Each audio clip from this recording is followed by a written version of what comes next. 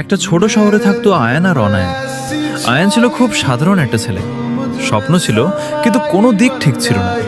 সারাদিন বন্ধুদের সাথে আড্ডা, একটু ফোন ঘাটা, এভাবেই দিন কাটতো। অনায়ান ছিল তার অনেক কাছের মানুষ। আয়ান মনে মনে ওকে খুব ভালোবাসত, কিন্তু কখনো বলতে পারেনি। একদিন সাহস করে আয়ান অনায়াকে বলেই ফেলল, আমি তোমাকে ভালোবাসি।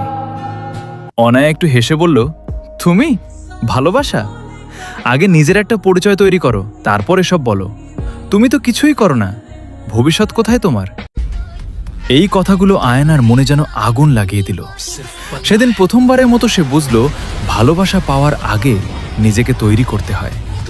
সেই রাতেই আয়ান সিদ্ধান্ত নিল, আমি বদলাবো, নিজেকে প্রমাণ করব। বন্ধুদের আড্ডা কমিয়ে দিল, সোশ্যাল মিডিয়ায় সময় নষ্ট করা বন্ধ করলো। ইউটিউব দেখে, গুগলে সার্চ করে রাত জেগে সে শেখা শুরু করলো ডিজিটাল মার্কেটিং। শুরুর দিনগুলো ছিল খুব কঠিন, কেউ তাকে সিরিয়াসলি নিত না। পরিবারও বলতো এগুলো করে কিছু হবে না। কিন্তু আয়ান থামেনি। 3 মাস, 6 মাস, 1 বছর। অবশেষে একদিন তার প্রথম ফ্রিল্যান্সিং অর্ডার এলো। ছোট একটা কাজ, কিন্তু তার জন্য সেটা ছিল বিশাল একটা জয়। ধীরে ধীরে কাজ বাড়তে লাগলো, ইনকাম বাড়লো, নিজের একটা পরিচয় তৈরি হলো। 2 বছর পর একদিন অনায়া হঠাৎ আয়ানকে মেসেজ দিল, কেমন আছো? আয়ান শুধু একটা রিপ্লাই দিল, ভালো আছি, নিজের স্বপ্ন নিয়ে ব্যস্ত।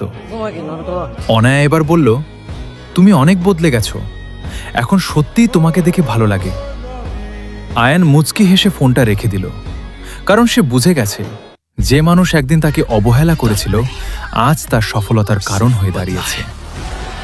গল্পের শিক্ষা, কখনো কারো কথায় ভেঙে পড়ো না, অপমানকে শক্তিতে পরিণত করো, আর নিজের সাকসেস দিয়েই একদিন উত্তর দাও।